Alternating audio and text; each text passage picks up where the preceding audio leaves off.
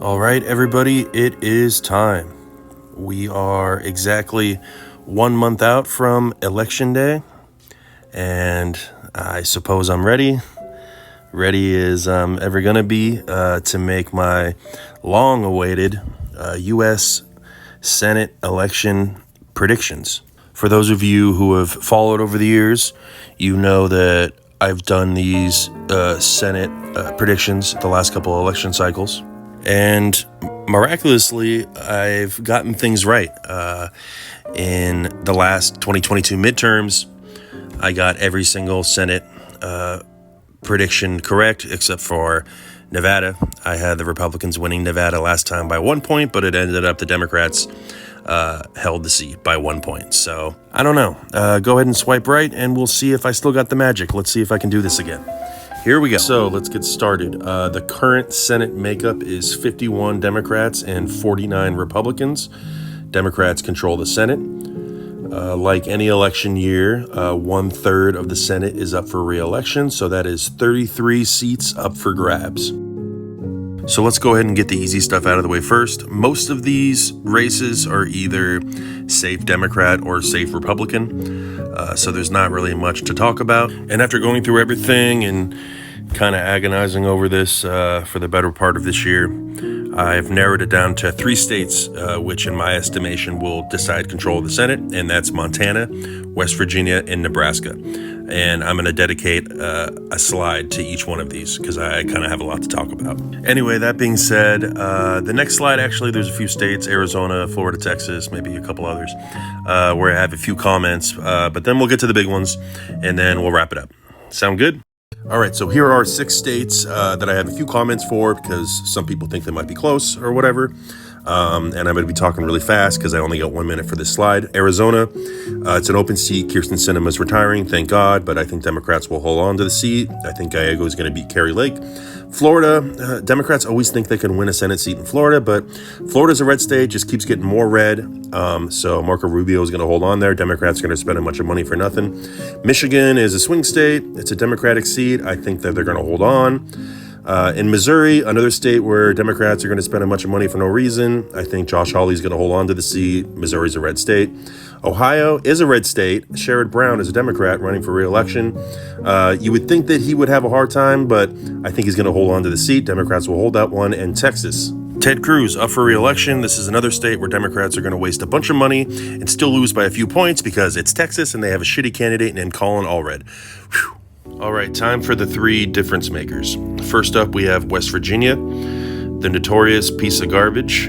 Joe Manchin is retiring, so it's an open seat. Republicans are going to win this one, and it won't be close. West Virginia is a deep red state, and their candidate, Jim Justice, and his dog, Baby Dog, are going to be the next senator from West Virginia. So this is our first flip.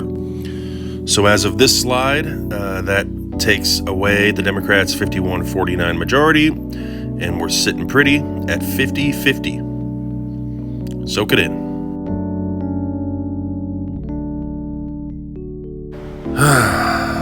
Montana. I've been thinking about this race for 2 years. Some of you might know my wife and I spent the last 3 years living in Montana. We're back in Los Angeles now.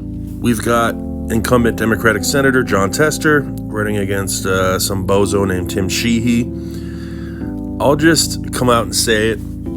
I think Jon Tester's going to lose, and I think Republicans will take this seat, which makes this our second big flip of this election. I've been watching and waiting for any sort of sign that Jon Tester can hold on to this seat, but I just don't see it, man. You know, Montana's been moving further and further to the right. Trump's going to win this state easily, and I just don't see anytime in the foreseeable future a Democrat winning a statewide race in Montana.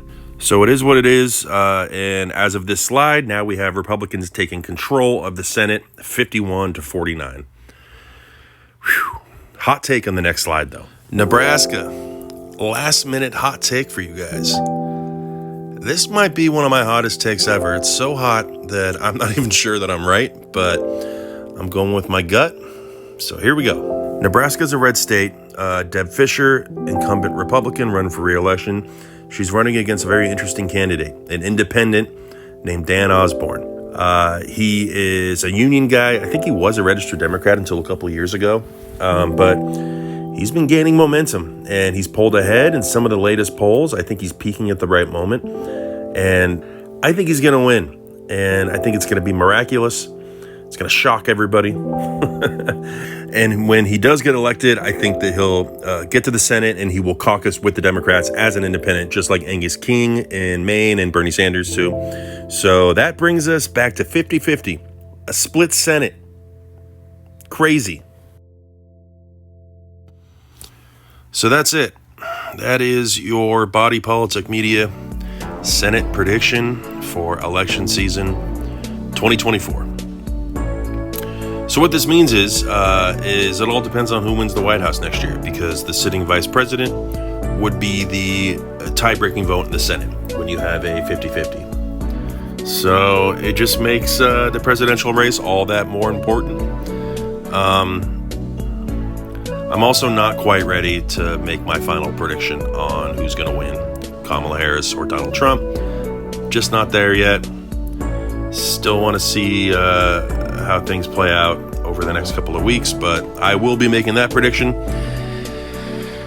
as per usual. So thanks for listening and watching. And, I put a little bit of time into this, so I love you guys. Thanks for following. I'll catch you later.